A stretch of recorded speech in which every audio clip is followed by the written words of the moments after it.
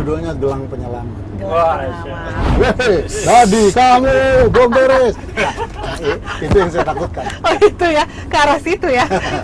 Jadi jangan sampai bapak ibu saya bangkit gitu loh.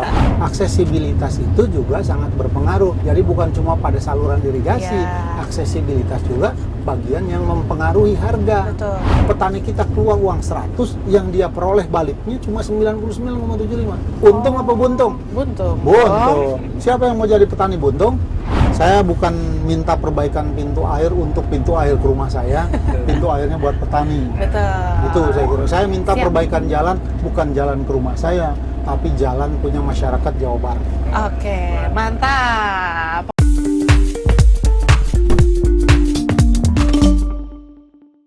Assalamualaikum warahmatullahi wabarakatuh. Sampurasun wargi Jabar. Kali ini Vox Pop Podcast Mobile barengan sama Vina Nurmarta lagi jalan-jalan di Kabupaten Cianjur. Nah, di depan Vina sudah Vina barengan nih sama anggota Komisi 4 DPRD Jawa Barat, Dr. Andes Haji Dadi Rohanadi. Selamat datang Pak Dadi. Siap, Selamat. mohon. Wilujeng Sumping ini di mobilenya podcast yang baru kali ini ya. Ya,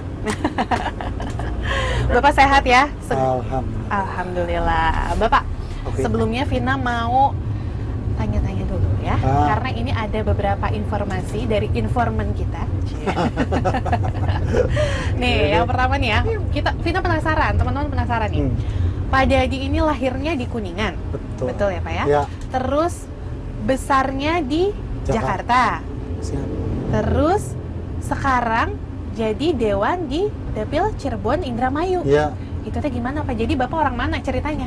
saya kalau mau ditanya, Pak Dadi orang mana? Saya asli Pituin, Jawa Barat. Pituin Jawa Barat. Pituin, Jawa Barat. Oh, Tadi ada satu yang belum terungkap sebenarnya. ah. Istri saya Cianjur. Cianjur. Oh. Jadi kalau kunjungan ke Cianjur saya rasa pulang. Biasanya kalau nggak dipaksa begini langsung naik ke mobil ini, mungkin tadi Pulang kita dulu. mampir dulu, nggak ada di situ toko khas tauco. Jadi kalau ke Cianjur nggak beli tauco, sesungguhnya orang tanya-tanya. Nggak afdol. Nah, ada toko tauco cap kepala macan. Oh. Nah itu besok-besok ya, saran saya kalau besok-besok ke Catat. Cianjur lagi, nah itu boleh. Jangan paksa saya begini, harusnya tadi keliling dulu kita ke toko. Boleh, boleh. Abis ini kita keliling ke toko macan ya, Ah, Pak. balik lagi arahnya. Iya. Jadi lahir di Kuningan. Lahir Kuningan. Terus pindah ke Jakarta dari kapan? Sesungguhnya tidak langsung ke Jakarta. Oh, nggak langsung. Jadi saya di Kuningan itu sampai SD kelas 1 setengah tahun. Ah, Kemudian pindahnya ke Tambun dulu. Bekasi ya? Tambun Bekasi. Bekasi. Di sana sampai kelas 3. Mm-mm. Kelas 4 masuk Jakarta langsung. Iya. 4, 5, 6 terus sampai SMP, SMA, bahkan kuliah saya di Rawamangun. Oh, kuliah di Jakarta juga. Kuliah di Jakarta. Kerja, sempat kerja dulu di Jakarta? Kerja di Jakarta dari saya kerja sebenarnya ketika kuliah saya sudah bekerja. Oh, Jadi semester 7, semester 6 saya dapat semester 6 selesai, semester 7 ijazah sarjana muda saya keluar. Kemudian tanda kutip saya jual, diterima di Astra saya 10 tahun. jadi kerja di Astra 10 tahun? 10 tahun. Jakarta Di posisinya? Jakarta. Itu waktu pas kerja, kan 10 tahun lumayan lama Pak, itu mah. Ya. Itu sebagai apa? Sebagai Saya jadi chief editor. chief editor. Selain dari Astra 10 tahun, Jadi, itu sampai tahun? Di Astra itu saya kerja, tapi saya sambil ngajar. Oh, Saya ngajar di ngajar. beberapa perguruan tinggi di Jakarta. Hmm. Yang pertama, karena dulu ketika lulus itu sesungguhnya saya ditawari jadi dosen di UI. Mm-mm. Saya lulus di UI ya. Oh, kuliah di UI? Saya masuk UI 82, lulus 89. Antara lain lamanya itu karena saya sambil kerja. Ya. Jadi ketika semester berapa saya sudah jadi asisten dosen, kemudian saya ditawari bekerja ke Korea. Oh. Jadi dosen atas nama Universitas Indonesia ke Korea. Hanya saja satu dan lain hal saya batalkan. Ya. Yang membatalkan bukan saya sebenarnya. Saya ambil putusan pembatalan itu karena ini itu dan sebagainya. Diminta saya menghormati senior. Saya bilang bukan tipe saya ini sambil hari ini saya sedang bekerja. Ya. Tapi kalau kira-kira UI butuh, ya saya siap. Ya. Cuma kalau mekanismenya seperti itu saya tolak. Jadi saya menolak menjadi dosen UI. Disuruh sabar dulu 2 tahun masalahnya. Nah, sampai 91. Sampai enggak disuruhnya sampai 91, tapi saya tolak. 89 itu juga saya kemudian jadi dosen di UKI, Di UKI Universitas akhirnya. Kristen Indonesia. Apa Pak? Dosen apa? penulisan karya ilmiah. Oh. Karena diminta oleh langsung Pak Rektornya, Pak Profesor Maurits Simatupang, telepon saya, "Dat, saya ini dosen kamu, jadi saya tahu kualitas kamu. Sudah, besok hubungi staf saya." Jadi saya datang, langsung, saya langsung 2 hari kemudian saya udah di ruang kelas. Oh, di UKI ya berarti ya? Di UKI. Itu berarti ngajar jadi dosen dari tahun berapa? 89 sampai 89. 95. Itu belum kerja di Astra? Sudah, sambil udah kerja. sambil kan ya? Sambil kerja. Oh, tapi bisa bagi waktunya Pak? Kan kalau kalau Astra kan maksudnya swasta. Iya. Kalau swasta kan waktunya kayaknya ya udah office hour gitu. Saya diberi otoritas, nah itu Kelebihannya Pak Dadi nih. nikmatnya saya ketika bekerja. Saya 89 awal itu saya diberi surat cinta oleh fakultas. Dan waktu kamu tinggal 6 bulan untuk menyelesaikan skripsi. Jika tidak selesai, kamu akan diberi ucapan selamat dan terima kasih dari Universitas Indonesia. DO ya Pak? Enggak. Oh enggak, bukan. Ucapan selamat. Ucapan Selamat perpisahan. jadi akhirnya saya pikir kuliah lama-lama saya dapat beasiswa ya. Saya penerima beasiswa super smart. Jadi saya bilang, lantas apa yang bisa saya banggakan kalau saya DO? Iya. Saya penerima beasiswa tapi DO. Lucu kan? Iya. Nah, akhirnya saya pilihan saya bilang saya mengundurkan diri dari kantor. Oh, dari kantor. Dari kantor saya mengundurkan diri. Saya bilang itu seingat saya Agustus mungkin ya. Saya bilang pamit ke kawan-kawan, mohon maaf segala rupa, ya biasa pamitan. Tapi kemudian saya dipanggil oleh Presdir ke ruangannya spesial. Presdir itu mantan Pudek 3 di Parahyangan. Mantan Pudek 3, Frans Hendrawan namanya. Saya ingat betul Bapak itu. Dat gini, Dat, kamu ngapain bikin surat cinta ke perusahaan? Mbak, saya nih dapat surat cinta juga dari kampus masalahnya. Jadi saya bikin surat cinta juga ke perusahaan. Saya bilang, sayang rasanya saya penerima beasiswa harus DO. Oh gitu ya? Terus gimana? Ya saya bilang, saya akhir bulan ini sudah off. Saya pamit, berterima kasih segala rupa. Gini, jangan pamit dulu deh. Nggak diizinin ini pasti. Saya bilang, gimana kalau kamu saya tugasi aja? Tugas apa Pak? Saya beri kamu tugas belajar. Butuh berapa bulan? 6 bulan. 6 bulan? 6 bulan, 1 semester. Iya Pak. Udah, ambil 6 bulan itu sebagai tugas belajar dari kantor. Saya kaget juga. Dibiayai tapi tetap Pak? Makanya saya kaget itu karena seumur-umur, setahu saya di situ 89 sampai 89 sampai 89, 4 tahun saya kerja di situ, tidak ada satupun yang diberi tugas belajar seperti saya. Ketika tiba-tiba saya dikasih itu kan buat saya, karena saya tadinya ketua buruh, jadi saya tahu seperti apa. Nilai saya jadi sangat buruk loh di kantor gitu ya. Tukang protes apa, ngelawan manajer, ngelawan direktur, pemberontak sedikit lah. Jadi kalau di dewan ngelawan sedikit ke atas ya, belum seberapa itu. Sudah jiwa Pak. Jadi cuma risikonya kalau jadi ketua serikat itu siap-siap gaji orang-orang naik, kita enggak. Tapi saya justru terbalik. Yang lain naik 10%, saya bisa 50%. Beda kan? Saya bilang, ini nyogok atau gimana? Satu. Yang kedua, bonus orang-orang ada yang cuma setengah bulan gaji. Saya tuh 2 bulan gaji. Bisa gitu ya Pak? Ini nggak salah Pak. Nggak. Yang penting kamu bisa meredam kawan-kawan. Nah, berarti saya disogok beneran kan? Saya bilang, mohon maaf ya, ini sogokan seperti ini tidak akan mengurangi kekritisan saya terhadap kantor. Terus jawaban kantor gimana? Nggak apa-apa Terus kayak tadi akhirnya Pak Frans, Presdir ngasih saya, udah 6 bulan kamu dikasih tugas belajar. Saya masih ngocol, saya bilang, Pak nanti saya mikir dulu 2-3 hari. Udah dalam hati udah seneng, dalam hati mau udah seneng. Oh jual mahal. Saya bilang nanti saya pikir dulu, saya bilang, karena berkaitan dengan peluang yang saya punya. Andai, saya bilang, andai saya dapat tawaran lebih baik kan berarti saya harus pamit dari kantor. Jangan begitu, udah tidak bisa. Kamu harus balik lagi kantor ini setelah selesai. Saya 2-3 hari saya balik lagi. Nah, dipanggil lagi kan? Panggil ngobrol lagi. Jadi orang yang kalau di luar, Presdir saya tuh nggak pernah senyum, boro-boro ketawa, senyum aja susah. Pas giliran galak betul. Begitu ngobrol berdua gini nggak para kata. Saya bilang ini ternyata manusia ya, manusia. Jadi saya bilang, Pak Frans, saya berterima kasih sekali. Ini ini saya ambil lah, saya bilang intinya ketika ketemu itu. Cuma masih ngocol lagi saya bilang, Pak, hak saya gimana? Nego. Bayangkan, orang udah dikasih 6 bulan studi, kamu itu studi, namanya ditugaskan belajar. Iya. Jadi hak kamu penuh, gaji penuh, bonus boleh dapat, Asik. orang-orang studi kamu piknik kamu boleh ikut, pokoknya semua hak kamu melekat. Saya bilang, agak nggak percaya juga. Saya bilang kayak orang mimpi kan. Nah, sulit cari posisi. Jujur Iya, aja. iya, rezeki. Seumur hidup saya bekerja jadi dewan itu posisi kerja saya ke-11. Cuma satu-satunya itu aja yang sama. Satu-satunya itu.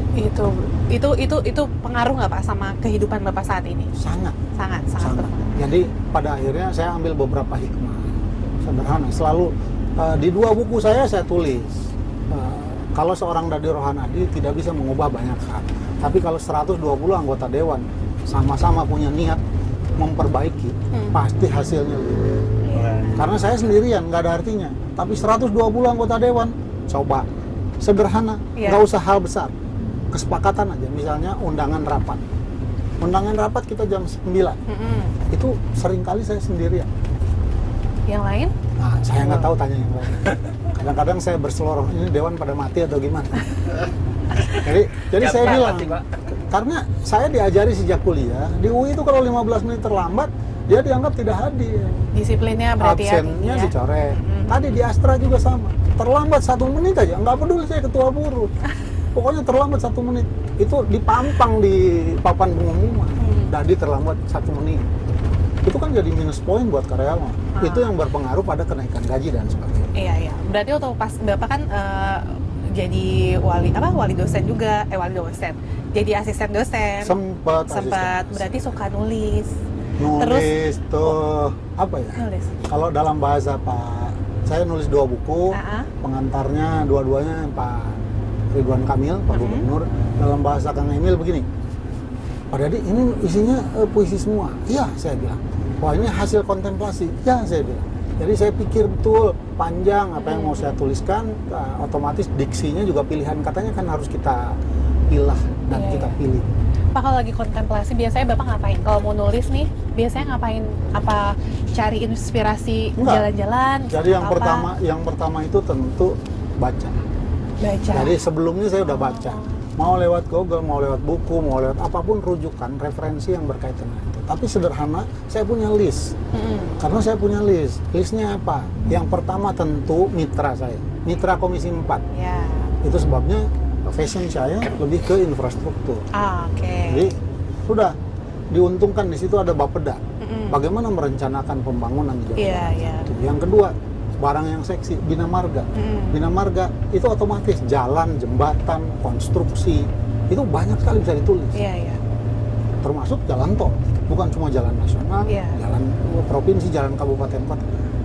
Jalan desa bahkan beberapa saya tulis. Kasus Tawangsari misalnya di Kabupaten Cirebon itu saya angkat sempat jadi artikel saya dan rame itu. Iya. Berarti Bapak ini emang dari dulu kritis orangnya. Jadi sampai sekarang sebagai anggota DPRD Jawa Barat yang memang terkenal kritis ya Pak? Iya, enggak juga sebenarnya. Saya cuma berusaha tadi saya bilang mencoba hal-hal kecil yang bisa saya lakukan. Tapi ini memang dengan apa yang saya lakukan ternyata kan kadang-kadang ada juga kawan-kawan yang jadi panas kuping. Ada juga bahkan Kang Emil sendiri Kang Emil sendiri sempat mengutus seorang kepala dinas untuk bertemu dengan saya. Karena tulisan saya terlalu kritis. Nah, sederhananya ketika saya tanya apa pesan Kang Emil lah buat saya cik atuh pula tarik teh. Kira-kira begitu. Karena ternyata di Jawa Barat ini tarik teuing apapun juga pasti dilarang. Tapi Pak, kalau misalnya kayak gitu, Bapak punya pikiran atau pandangan yang cukup kritis gitu, tapi sendiri nih, kan di DPRD itu kan banyak, dari fraksi banyak, dari komisi juga banyak. Itu gimana kalau teman-teman yang lain? Atau misalnya di pekerjaan Bapak lah, dulu kan juga kritis. Nah, cuma Bapak doang. Terus yang lain misalnya jadi nggak setuju atau gimana? Nggak apa-apa. Nggak apa-apa. Pernah ada momen yang gimana gitu Bapak dimusuhin atau Bapak jadi gimana gitu? Bahkan di awal periode 2019 itu saya udah jadi dewan ya? Jadi dewan di awal 2019 jadi dewan ini cerita dewan. Jadi ketika jadi dewan saya sampaikan AKD 3 bulan belum terbentuk. Saya bilang Pak Gatot almarhum waktu itu ketua sementara. Saya bilang Pak Gatot, Pak Ketua izin, kita ini 3 bulan. Rakyat menunggu kita bekerja. Seharusnya alangkah lebih baik jika AKD segera dibentuk. Wah, langsung itu handphone saya penuh dengan hujatan dari sesama anggota dewan. Gitu. Iya. Tapi saya kira itu bagian dari sikap. Bagian konsekuensi logis ketika kita mengambil sebuah sikap, pasti ada konsekuensi yang menyertai. Kalau dari masyarakat Dari masyarakat gimana? lebih banyak Sejauh ini? komplainnya begini. Pak Dadi kan sederhana, cuma kadang-kadang butuh, dalam bahasa saya, butuh edukasi terhadap masyarakat. Contoh sederhana begini. Pak Dadi kan, Kang Dadi, mereka panggil saya Kang Dadi. Iya, iya. Kang Dadi kan dewan, terus ini jalan di desa kita nih masa ancur-ancuran. Saya bilang sederhana. Saya belajar dulu sedikit ya, saya bilang. Sebelum nanti sikap saya seperti apa. Jalan itu dibagi-bagi. Ada jalan nasional, saya nggak bisa nyentuh. Rusak selain saya memberitahu. Iya. Ada jalan provinsi. Kalau jalan provinsi bilang rusak, telepon Kang Dadi, saya telepon kepala dinas diberesin. Iya, karena ranahnya. Nah, itu kerjaan saya memang. Jalan kabupaten kota, saya bilang bukan nggak bisa diberesin. Bisa, saya bisa intervensi, cuma harus ada surat cinta dari bupati. Permohonan ke Pak Gubernur bahwa daerahnya rusak. Iya. Apalagi jalan Jalan desa. Nah, itu kan butuh edukasi buat masyarakat. Iya. Bagian seperti itu yang kadang-kadang terlewat. Tapi sejauh ini masyarakat yang edukasi semacam itu udah mulai meningkat nggak? Maksudnya dari dulu sampai sekarang? Oh, jauh. Udah jauh. Makin paham gitu ya? Makin paham. Makin paham ya? Masyarakat saya kira makin cerdas. Iya. Kan Bapak nih kalau berarti dari tahun 2009, bener nggak Pak? 2009 udah jadi dewan di provinsi? Iya. Langsung provinsi? Langsung. Kok ceritanya kayak gitu gimana Pak? Kok bisa dari, kalau flashback lagi nih, tadi kan kerja di swasta 10 tahun. Ya. Ngedosenin juga, Ya. tapi katanya jadi wartawan juga, penulis juga, pimret juga, banyak banget nih Bang. Iya. Saya belum sempat jadi pemret. Oh, pemret. Saya jadi redpel, jadi Redpel. redaktur pelaksana. Oh, redaktur pelaksana. Jadi dulu saya awalnya sih sederhana kan, dari kampus ngelola majalah kampus, jadi terpaksa nulis. Kemudian saya ikut penulisan kreatif namanya 1 tahun kalau nggak salah. 1 tahun memang kita diuji betul kemampuan menulis. Kalau tulisannya bisa dimuat di koran, nilainya jadi A. Saya paksakan betul, masuk juga akhirnya. Nilai saya A betulan dua-duanya. Jadi itu bekal itu kemudian saya mencoba melamar. Saya sempat jadi copywriter juga, jadi karena dipaksa menulis. Oh ya, menulis aja saya bilang, udah biarkan aja. Dan Bapak emang suka juga ya nulis apa ya? Iya. Suka. Nah terus pada akhirnya 15 tahun yang lalu nih, pada akhirnya sampai ke Bapak jadi Dewan Provinsi itu gimana ceritanya? Ini. Jadi saya bekerja di CIDES. CIDES itu think tanknya ICMI, Ikatan Cendekiawan Muslim Indonesia, dulu Pak Habibie. Kemudian di think tanknya ada CIDES, Center for Information and Development Studies. Saya di situ jadi kepala divisi publikasi, kepala penerbitan. Beberapa buku Pak Habibie saya ikut membantu sampai terbit. Nah itu kemudian saya direktur operasional, ada presiden direktur saya, presiden direktur saya bilang, "Dad, warung tutup." Mengejutkan buat saya, karena direktur operasional saya harus hidupi beberapa kawan kan di bawah. Warung tutup, Dad. Apa? Sekarang kita bantu Gerindra aja. Nanti kita nggak makan dong, saya bilang. Gimana? Gerindra apa? Partai baru. Siapa? Pak Prabowo. Saya ketika disebut Gerindranya bagi saya barang asing. Saya dengernya Gerinda. Kalau Gerindra buat ngasah pisau. Gerindra, ya, Gerakan Indonesia Raya. Oke. Saya bilang, siapa? Pak Prabowo. Saya bilang ini beda cerita. Saya penerima beasiswa dari keluarga Pak Harto. Saya kira Pak, kalau urusan kepentingannya untuk dirinya sendiri, Pak Prabowo nggak perlu cari uang lagi. Kita tahulah uangnya seperti apa. Orang kalau udah pegang uang triliunan, buat apa lagi? Berapa gaji presiden? 63 juta? Nggak seberapa. Ya, nggak nyampe 100 juta. Ya memang ada tunjangan-tunjangan. Tapi kalau dia cari uang aja sih, menurut saya bukan tempatnya lagi. Tapi dia dalam bahasa, kalau kami kan Dewan berkali-kali ke Hambalang. Saya ingin 1 periode aja memimpin bangsa ini. untuk apa? Untuk membawa bangsa ini menjadi lebih baik. Nah, begitu dengar Prabowo di 2008, saya masuk Gerindra itu 2008. Oh, 2008. Tanggal 6 Februari partai ini berdiri, tanggal 8 Februari saya masuk. Gabung. Ya. Meskipun tidak secara langsung, cuma karena saya lokasi di Jakarta, diperbantukan menjadi salah satu verifikator untuk sebelum verifikasi faktual Kumham pertama. Oh. Jadi saya di DPP, akhirnya saya diperbantukan ke Jawa Barat, pegang berdua kami waktu itu, kawan satu, presdir saya. Iya. Ya pegang berani nggak 10 kabupaten kota. Wah gila juga ya, 10 kabupaten kota, capek dong kita nih. Tapi saya bilang, "Dat siap nggak?" Saya bilang siap lah, sepanjang Jawa Barat masih lah, mudah-mudahan. Akhirnya kita berangkat. Tapi itu Bapak di Jakarta ya posisinya? Saya di Jakarta, Masih rumah Jakarta. Kita pegang Bekasi, Karawang, Purwakarta, Subang, Sumedang, Majalengka, Cirebon, Indramayu, Kuningan, plus Kabupaten Bandung. Total 10. Nah, itu kita loloskan 8 ketika verifikator. Jadi dari 10 dapat 8, saya kira masih Oke, alhamdulillah lah. Tapi kemudian Pak Sekjen, Pak Ahmad Muzani bilang, "Lu orang mana?" "Kuningan." Asli. Udah. Lu balik aja ke Jawa Barat, lu perkuat DPD Jawa Barat. Jadi saya masuk DPD Jawa Barat, wakil sekretaris 1. Itu tahun 2008. 2008. Kemudian kan di akhir ada pencalonan. Saya juga waktu itu saya declare, saya bilang saya mau bantu kawan-kawan aja yang mau nyalon. Jadi Tapi niat saya sebelumnya bantu. emang udah kepikiran mau masuk politik? Saya sempat jadi tim sukses kawan-kawan yang masuk Senayan, beberapa, tapi salah satunya ketika itu saya di P3, zaman almarhum Menteri Pak Ali Marwan Hanan. Jadi udah nggak asing lah ya sama politik tuh. Pekerjaannya juga tahu lah kira-kira. Akhirnya 2009 saya bilang nggak mau nyalon, itu dipaksa DPD. Padahal kita ini barang, jujur aja, barang masih agak kurang laku, agak sulit kita jualan Gerindra. Iya. Saya Pak Dadi mau di mana? Nah, tadi perjalanan hidup saya, Pak Dadi asli Kuningan, mau Kuningan nggak? Saya bilang nggak usah, saya tahu kualitas pengurusnya. Terus Cianjur, istri, enggak juga saya bilang. Terus mana? Bekasi tempat tinggal, enggak juga, ada Pak Syahrir waktu itu. Kasihan lah saya bilang berbagi tempat dengan kawan. Saya bilang kalau kosong mana kosong? Dat, ini Dat, Cirebon, masa kursi 9 caleg cuma 2? Udahlah, Pak Dadi nomor urut 1 ya. Saya bilang, waduh ini berat nih. Karena saya tahu konsekuensinya kan nyalon. Jadilah waktu itu. Jadi saya nyalon.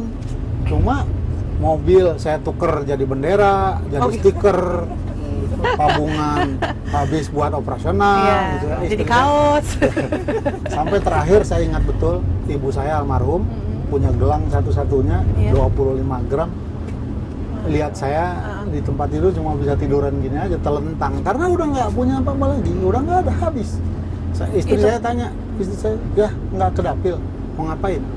Ya kan kampanye atau apa? Saya bilang uangnya udah habis. Terus gimana?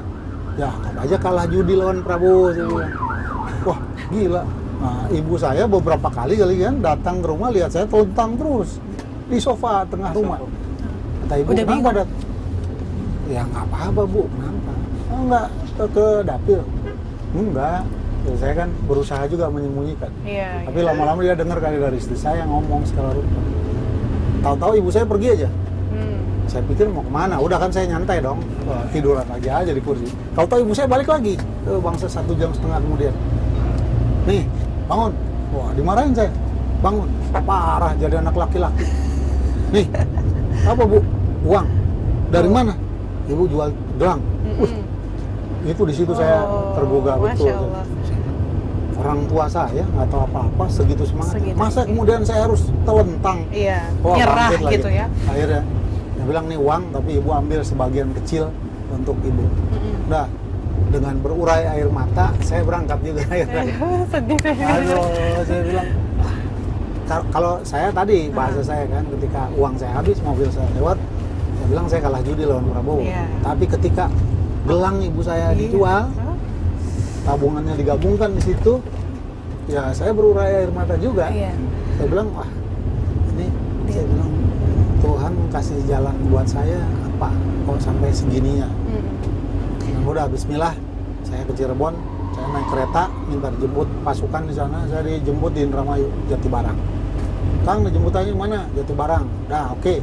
Jemput Jatibarang. Jadi karena mobil udah nggak ada, biasanya pakai mobil kan? Iya. Jemput teman anak-anak sana, muter-muter, saya dibantu kawan di sana. Jadi kawan-kawan Cirebon itu membantu saya mati-mati.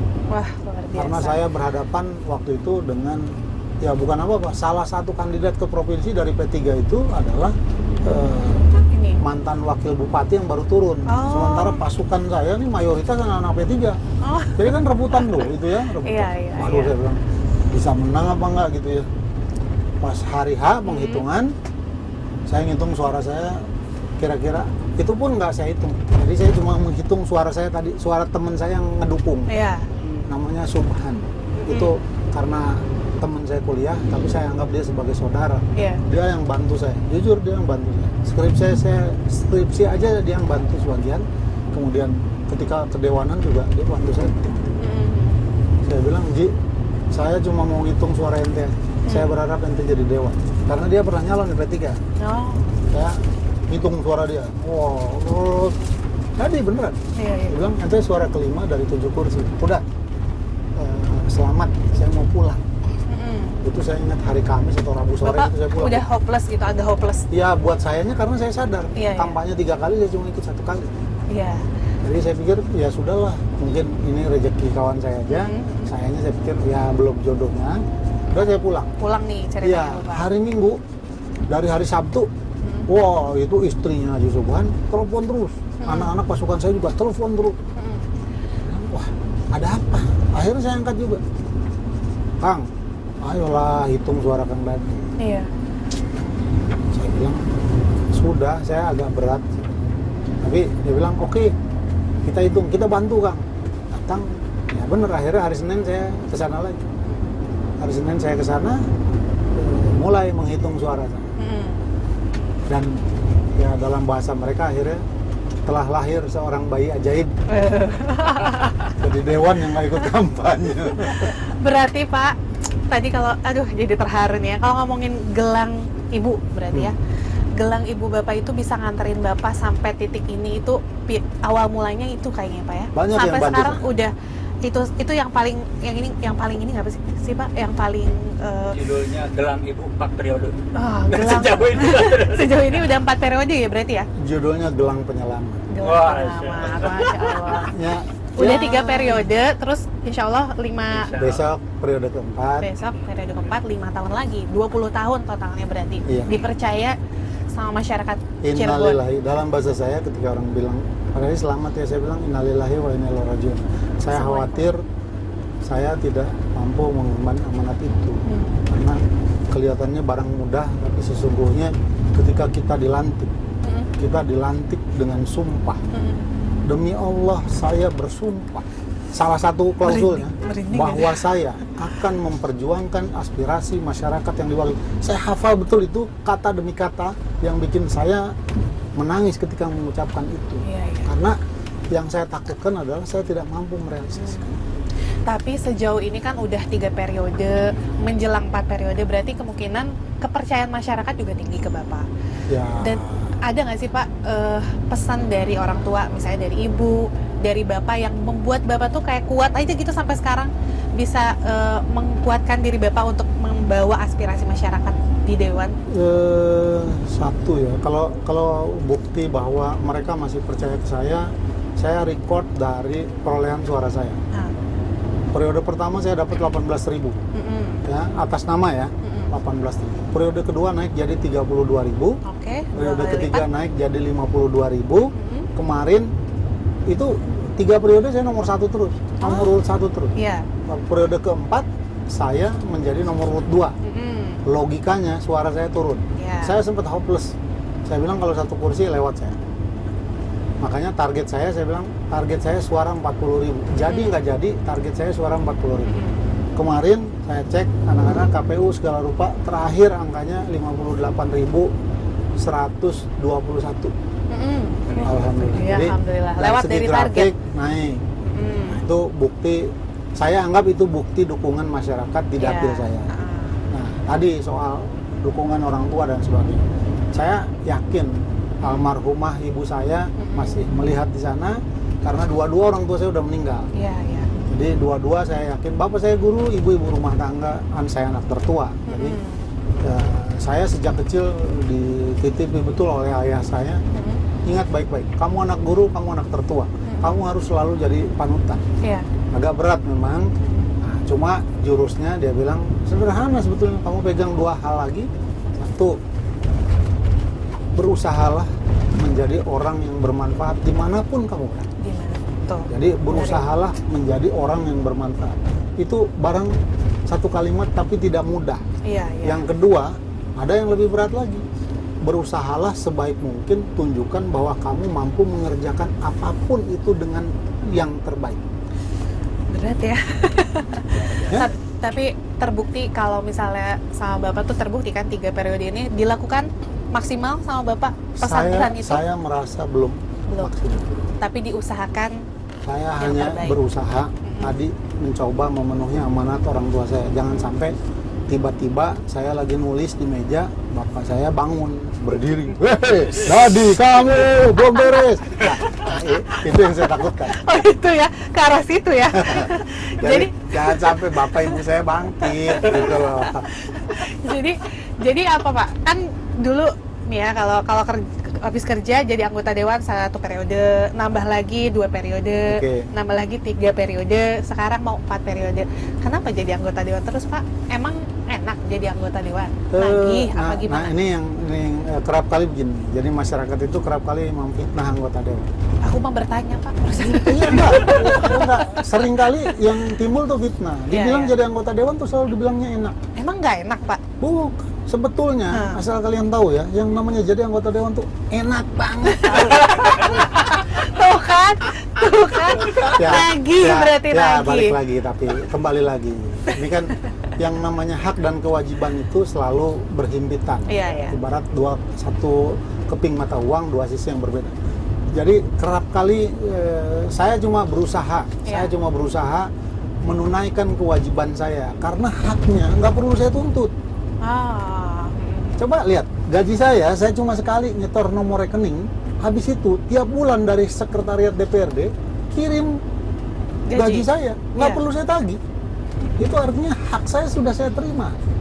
Tapi kewajibannya juga harus. Kewajibannya yang kadang-kadang dilupakan. Tapi seperti halnya Raja, saya bilang, saya manusia biasa juga. Kadang-kadang kecuali, karena kan sesungguhnya DPRD, Dewan disebutnya kan? Iya. DEWAN. Nah, apa manusia tuh? juga kan? Iya. Dewan. Coba huruf N-nya nggak ada, huruf terakhirnya. Jadi apa? Dewa. Nah, kalau dewa, sebelum kalian bicara, saya udah tahu bahwa kalian bawa uang masing-masing di dompet 50.000 doang. Ih, saya emang nggak ada. Nah, apalagi nggak ada. Tapi itu kalau saya dewa, saya tahu. Kalau saya bukan dewa kan nggak tahu saya. Pak, ngomongin Komisi 4 nih sekarang. Vina bukan kemarin ya, beberapa hari yang lalu di daerah rumah Vina, harga pangan ini lagi naik-naiknya. Nah, itu bukan Komisi 4, itu pasti Komisi 2. Iya, betul, Komisi 2. Tapi Vina pengen tanya, emang kesiapan, kan pengawasan Komisi 4 di infrastrukturnya. Nah, kalau misalnya kondisi infrastruktur di Jawa Barat ini mendukung nggak sama ketahanan pangan di Jabar? Karena ini cabai aja sampai 100.000 Pak per kilo. Nah, ini saya bukan cuma Vina yang mayoritas masyarakat Indonesia seperti ini. Itu sebabnya saya Lebaran kali ini, kemarin saya nggak pada ikut di sebagian. Jadi saya cuma bagi ke mereka yang ikut ke rumah. Saya bagi yang ikut ke rumah itu 1 orang 5 kg beras plus 1 kg daging. Tanya yang ikut ke rumah saya, kemarin cuma 4 orang. Open house-nya tanggal berapa Pak? Saya bagi 1.000 paket. Alhamdulillah ya, berbagi. Bagi-bagi nih, karena salah satunya terkait dengan itu. Tapi terkait dengan infrastruktur begini, saya nih jadi wakil ketua Pansus RT RW 2 kali. Yang pertama 11 bulan, ya tapi juga nggak di ACC Kemendagri. Yang kedua kemarin 8 bulan. Jadi hampir 2 tahun. Dalam 2 periode saya menjadi wakil ketua Pansus RT RW.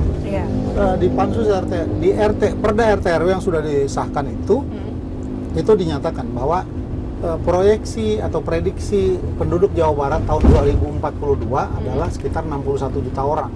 61 juta jiwa itu butuh makan. Jadi kita harus memprediksi juga kira-kira kebutuhan beras kita berapa, Iya. kebutuhan sawah kita berapa luas. Aha. Akhirnya muncul sederhananya, salah satunya adalah kebutuhan sawah kita, kawasan pertanian pangan berkelanjutan namanya, itu kurang lebih 733.000 hektar. Ah, Diplot untuk naik terus sampai 1 juta hektar di 2042. iya. Itu real. Tapi ada dampak ikutannya, program lainnya yang harus dipenuhi untuk sampai ke tahap itu. Apa? Saluran irigasi teknis. Iya. Jadi kalau sawah saja dicetak atau dipertahankan, tapi saluran irigasi teknisnya nggak diurus, ya matilah sawahnya. Tapi sejauh ini gimana? Sejauh ini lumayan kondisi, makanya kondisi jaringan irigasi. Iya. Posisi di angka 70%-an. Ini kan ada di Dinas Sumber Daya Air. Ya. Kaitannya nggak bisa dia kerja sendiri, Betul. harus kerjasama juga dengan Dinas Pertanian. Tapi ada juga, saya bilang ke kawan-kawan Dinas Bina Marga, ada namanya jalan produksi, jalan menuju pusat-pusat produksi pertanian. Jadi jangan diabaikan.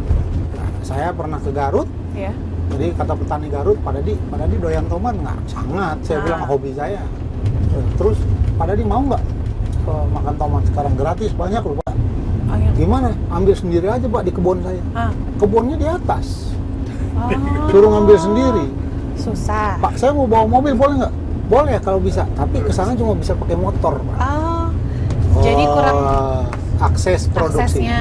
Jadi aksesibilitas itu juga sangat berpengaruh. Jadi bukan cuma pada saluran irigasi, Ya. aksesibilitas juga bagian yang mempengaruhi harga. Betul. Karena apa? Harga tomat di sana kalau dijual ke tengkulak murah, tapi ongkos angkut Ongkos. dari atas ke bawahnya lebih murah harga jualnya. Iya, iya. Nah, ini kan mati. Sekarang kayak gitu nggak keadaannya, Pak? Masih banyak di masih Jawa Barat. banyak. Apalagi kalau misalnya bicara misalnya kebutuhan daging, misalnya harus dari mana gitu ya, Jawa Timur misalnya. Ya, daging kan kita nggak ada. Mau sekarang saya tanya, mana kandang sapi kita yang banyak? Di mana ya? Nggak ada Siapa kayaknya. ngalahin Ya. buat susu doang itu juga. Kan nggak mungkin itu susu sapi perah, susu perah dipotong gitu. Beda habis ya. susu namurin. Nah itu kalau infrastrukturnya berarti kan kalau misalnya ngirim dari luar, berarti kan infrastruktur di Jawa, misalnya jalan di Jawa Barat juga harus udah siap Ya. untuk mempermurah kan. Itu gimana kesiapannya? Jadi Kalau gini, di Jawa Barat kayak tol, kayak gitu. prinsipnya gitu. Jabar sesungguhnya sudah dikepung jalan tol lumayan, Ya. cukup luas lah menurut saya. Nah. Dibandingkan saya nih 2 hari tadi ketika saya di P3 dulu, saya dapat pekerjaan di Sumatera. Saya keliling Sumatera 4 tahun, 5 tahun gitu Iya. ya. Jadi mereka sampai iri betul, gila pada di Jawa sih jalannya enak-enak. Padahal ada juga yang rusak. Tapi relatif mayoritas lebih baik lah ketimbang Sumatera. Ya. Jadi, Jadi- dalam bahasa saya ada satu hal yang berkaitan dengan tadi mobilitas barang dan jasa. Itu benar moto yang dipakai Dinas Bina Marga itu sebenarnya udah baik. Apa? Jalan mantap, ekonomi lancar. Asik. Nah, ini kan enak bunyinya ya. Jalan mantap, Cuma ekonomi lancar. merealisasikannya seperti apa. Nah, itu yang tidak mudah. Jadi kalau jalan mantap, jalan licin bagus, perkerasannya bagus, ya ekonominya lancar lah, logikanya Iya. petani sejahtera. Endingnya gampang, sederhana. Apakah semua penunjang itu selain air, jalan dan sebagainya berpengaruh pada kesejahteraan petani? Lihat dua hal. Kalau di sawahnya sendiri lihat MT-nya berapa, musim tanamnya, dia bisa berapa kali menanam, panen setahun.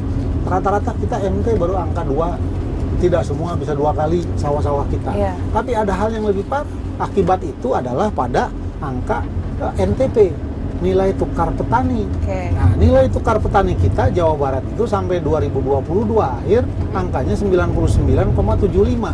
Artinya petani kita keluar uang 100, yang dia peroleh baliknya cuma 99,75. Untung apa buntung? Buntung. Buntung. Siapa yang mau jadi petani buntung?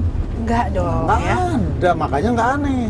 Muncullah gagasan Kang Emil bikin petani milenial. Iya, iya. Karena usia rata-rata petani kita sudah di atas 45 tahun. Tapi sekarang sudah mulai ini ya. Ada yang mau sebagian kecil, tapi kan tetap mayoritas ya daripada jadi petani mendingan jadi buruh pabrik. Katanya begitu. Iya ya. Terus yang ngasih makan nanti siapa? Kalau petani-petani yang sekarang udah 45 tahun tiba-tiba 10%-nya meninggal dunia, yang ganti Siapa dong ya? Nah, Dari luar lagi ngambil lagi nanti. dulu saya sempat mimpi ketika saya SMA nih, mimpi Iya. besar saya pengen jadi tukang insinyur. Tukang insinyur, Iya. apa tukang insinyur? Insinyur itu kayak filmnya Sidul anak Sidul. sekolah. Ceritanya begitu. Nah, gimana? Jadi mimpi saya sawah ada, punya sawah. Mm-mm. Sawahnya kudu luas. Lihat Jimmy Carter. Itu petani kacang. Nah, Tapi tanahnya berapa ratus hektar, iya. bukan petani kacangan, petani kacang. Nah itu, dalam mimpi saya itu, saya cuma saya pegang ini aja, pegang handphone, ya. tapi dengan gaya. Ngapain, Dat? Ngajak sawah. Asik. Ngajak sawah tapi begini. Digital. Lu bajak sawah gimana ceritanya? Lah itu kan sawah saya di sana tuh. Heeh. Bajaknya lagi jalan sana. Ini kan petanya ada di sini. Ya saya jalanin aja tuh kemana gitu loh bajaknya. Mutar. Digitalisasi jatuhnya. Itu bagian dari digitalisasi. Itu mimpi saya tahun 82. Itu udah Tahun 82. Kalau sekarang udah mulai 42 tahun. belum. Ah, Udah mulai akhirnya yang terrealisasi itu sekarang anak saya, mungkin kepikiran juga kali anak-anak saya, mimpi bapaknya nggak kesampaian. Anak saya anak saya 3. Jadi yang pertama S2 IPB, IPB. teknik sipil, basah. Ya, ambil teknik sipil urusan air. Yang kedua IPB, ambilnya teknik komputer. Lagi S2 sekarang. Ya. Anak saya yang ketiga elektro, Brawijaya. Teknik semua. Jadi tiga-tiganya teknik. Dan berurusan mudah-mudahan jadi merealisasikan mimpi saya tadi. Iya, amin. Semoga terwujud ya Pak ya realisasinya.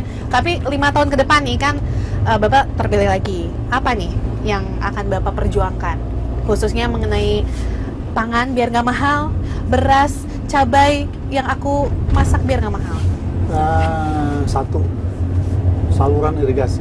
Yang dua, konsentrasi saya, beberapa mungkin kawan-kawan pernah baca tulisan saya tentang pintu air Gedebong Pisang. Jadi nggak boleh ada satupun pintu air yang pakai Gedebong Pisang. Sekarang masih banyak? Sekarang sih udah nggak ada, cuma kan masih ada beberapa pintu air yang keropos. Besinya udah itu harus diperbaiki.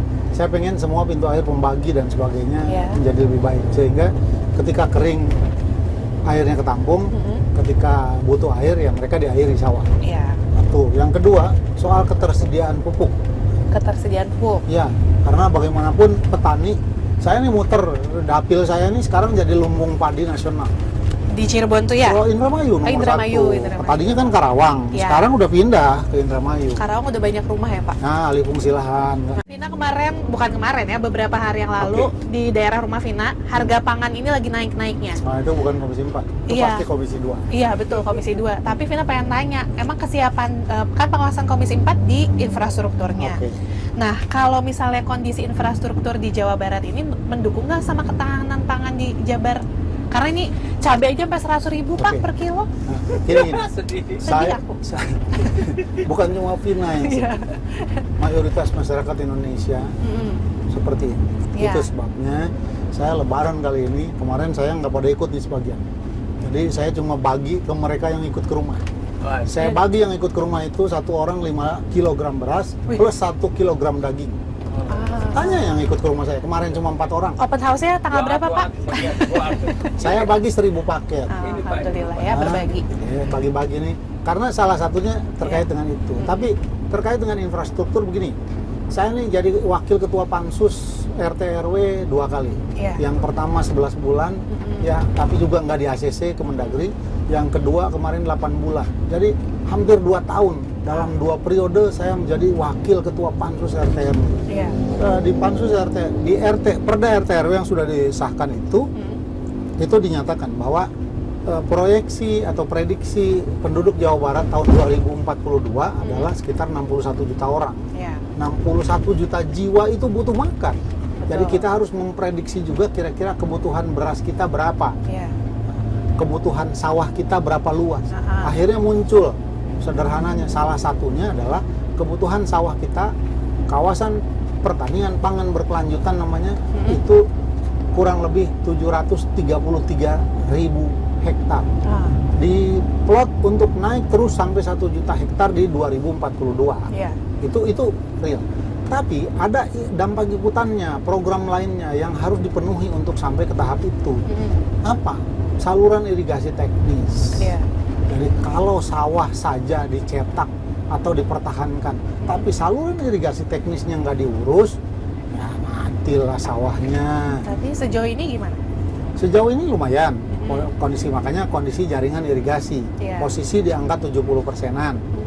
Ini kan ada di Dinas Sumber Daya Air. Iya. Kaitannya nggak bisa dia kerja sendiri, Betul. harus kerjasama juga dengan Dinas Pertanian.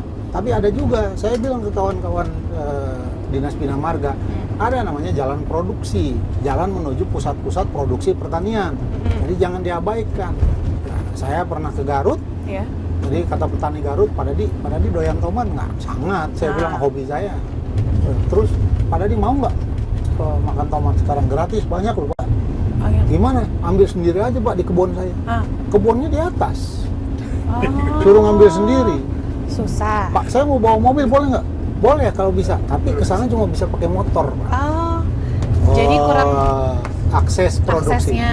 Jadi aksesibilitas itu juga sangat berpengaruh. Jadi bukan cuma pada saluran irigasi, Ya. aksesibilitas juga bagian yang mempengaruhi harga. Betul. Karena apa? Harga tomat di sana kalau dijual ke Tengkulak murah, tapi ongkos angkut dari atas ke bawahnya lebih murah harga jualnya. Iya, iya. Nah, ini kan mati. Sekarang kayak gitu nggak keadaannya, Pak? Masih banyak di Masih Jawa Barat. banyak. Apalagi kalau misalnya bicara misalnya kebutuhan daging, misalnya harus dari mana gitu ya, Jawa Timur misalnya. Ya, daging kan kita nggak ada. Mau sekarang saya tanya, mana kandang sapi kita yang banyak? Di mana ya? Nggak ada Siapa kayaknya. ngalahin Ya. buat susu doang itu juga. Kan nggak mungkin itu susu sapi perah, susu perah dipotong gitu. Beda habis ya. susu namurin. Nah itu kalau infrastrukturnya berarti kan kalau misalnya ngirim dari luar, berarti kan infrastruktur di Jawa, misalnya jalan di Jawa Barat juga harus udah siap Ya. untuk mempermurah kan. Itu gimana kesiapannya? Kalau di Jawa Barat kayak tol, Prinsipnya gitu. Jabar sesungguhnya sudah dikepung jalan tol lumayan. Ya. Cukup luas lah menurut saya. Nah. Dibandingkan saya nih 2 hari tadi ketika saya di P3 dulu, saya dapat pekerjaan di Sumatera. Saya keliling Sumatera 4 tahun, 5 tahun gitu Iya. ya. Jadi mereka sampai iri betul. Gila pada di Jawa sih jalannya enak-enak.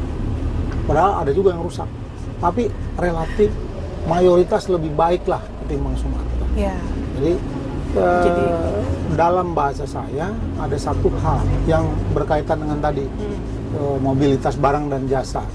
Itu benar moto yang dipakai Dinas Bina Marga itu sebenarnya udah baik. Apa? Jalan mantap, ekonomi lancar. Asik. Nah, ini kan enak bunyinya ya. Jalan mantap, Cuma ekonomi lancar. merealisasikannya seperti apa. Nah, itu yang tidak mudah. Jadi kalau jalan mantap, jalan licin bagus, perkerasannya bagus, ya ekonominya lancar lah, logikanya. Ya. Petani sejahtera. Endingnya gampang, sederhana. Apakah semua penunjang itu selain air, jalan dan sebagainya berpengaruh pada kesejahteraan petani? Lihat 2 hal. Kalau di sawahnya sendiri lihat MT-nya berapa, musim tanamnya, dia bisa berapa kali menanam, panen setahun. Rata-rata kita MT baru angka 2, tidak semua bisa 2 kali sawah-sawah kita. Iya. Tapi ada hal yang lebih parah. Akibat itu adalah pada angka NTP, nilai tukar petani. Oke. Nah, nilai tukar petani kita Jawa Barat itu sampai 2022 akhir angkanya 99,75. Artinya petani kita keluar uang 100, yang dia peroleh baliknya cuma 99,75. Untung apa buntung? Buntung. Buntung. Siapa yang mau jadi petani buntung? Enggak dong Nggak ya. ada, makanya nggak aneh. Muncullah gagasan Kang Emil bikin petani milenial. Iya, iya. Karena usia rata-rata petani kita sudah di atas 45 tahun. Tapi sekarang sudah mulai ini ya. Ada yang mau sebagian kecil, tapi kan tetap mayoritas ya daripada jadi petani mendingan jadi buruh pabrik. Katanya begitu. Iya ya. Terus yang ngasih makan nanti siapa? Kalau petani-petani yang sekarang udah 45 tahun tiba-tiba 10%-nya meninggal dunia, yang ganti Siapa dong ya? nah, Dari luar lagi ngambil lagi nanti. dulu saya sempat mimpi ketika saya SMA nih, mimpi Iya. besar saya pengen jadi tukang insinyur. Tukang insinyur, Iya. apa tukang insinyur? Insinyur itu kayak filmnya Sidul anak Sidul. sekolah. Ceritanya begitu. Nah, gimana? Jadi mimpi saya, sawah ada, punya sawah. Mm-mm. Sawahnya kudu luas. Lihat Jimmy Carter, itu petani kacang. Nah, Tapi tanahnya berapa ratus hektar, iya. bukan petani kacangan, petani kacang. Nah itu, dalam mimpi saya itu, saya cuma saya pegang ini aja, pegang handphone. ya. Nah, tapi dengan gaya. Ngapain, Dat? Ngajak sawah. Asik. Ngajak sawah tapi begini. Digital. Lu bajak sawah gimana ceritanya? Lah itu kan sawah saya di sana tuh. Heeh. Bajaknya lagi jalan di sana. Ini kan petanya ada di sini. Ya saya jalanin aja tuh kemana gitu loh bajaknya. Mutar.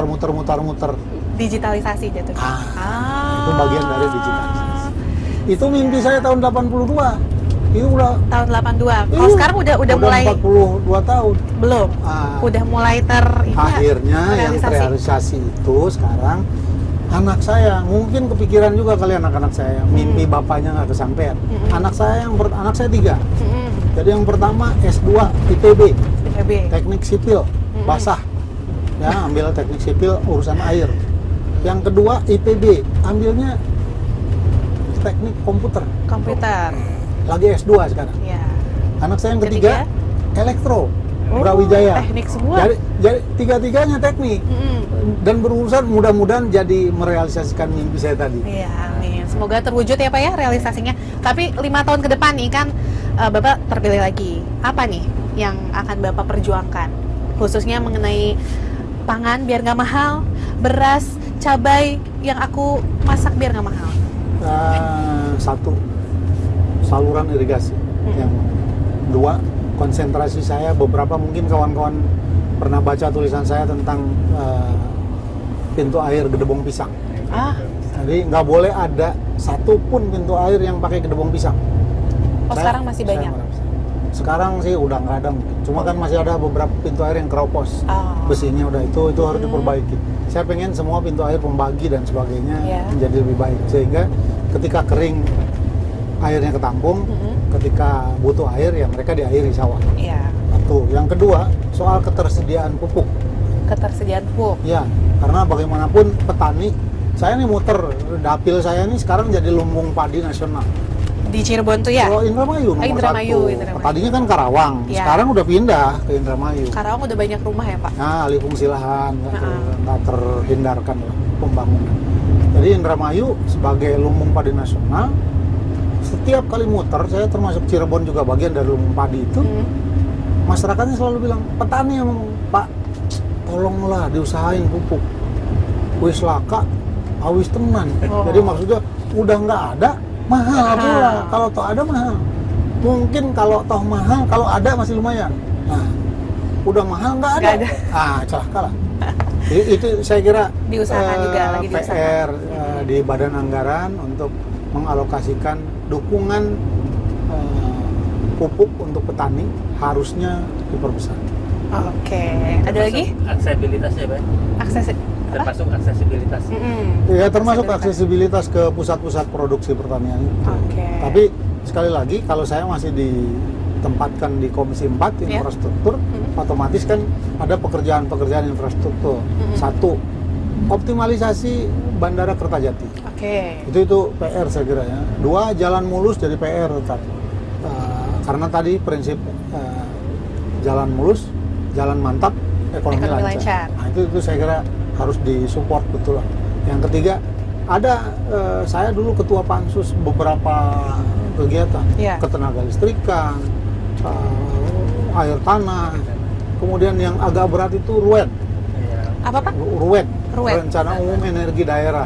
Jadi PR-nya adalah merealisasikan mix energi, bauran energi, supaya tidak tergantung kita hanya pada sumber daya biofuel yang dari organik. Nah itu kan ada masanya ketika itu selesai habis. Bagaimana caranya membaurkan dengan potensi yang ada. Dan potensi Jawa Barat cukup besar dari apa? Energi udara, surya. Surya. Saya kira Matahari ya. itu PR ya, itu sebabnya saya agak rewel, gorowokan aja terus. Siap, nggak apa-apa Pak, gogorokannya untuk Jawa Barat yang lebih baik lagi. Tapi saya senang karena kepala dinas ketika saya nggak gorowok juga mereka terima. Ya. Saya bilang saya bukan minta perbaikan pintu air untuk pintu air ke rumah saya, pintu airnya buat petani. Betul. Itu saya kira. Saya minta Siap. perbaikan jalan bukan jalan ke rumah saya, tapi jalan punya masyarakat Jawa Barat. Oke, mantap. Pokoknya teruskan aja Pak, Siap. menyampaikan aspirasi-aspirasi Bantu yang doa dibutuhkan. buat saya supaya sehat, Siap. supaya saya tetap juga bisa merealisasikan beberapa hal yang Amin. ke arah lebih baik. Itu. Amin. Semoga 5 tahun ke depan realisasinya semakin banyak ya dan tercapai tentunya. Terima kasih Pak Dadi Siap. sudah mampir di Fox Pop Podcast Mobile. Siap. Jangan lupa wargi Jabar nanti nonton lagi ya Fox Pop Podcast Mobile barengan sama Vina Nurmarta dan juga teman-teman dari DPRD Jawa Barat. Terima kasih. Assalamualaikum warahmatullahi wabarakatuh. Waalaikumsalam. Bye. Teman Pak. Siap.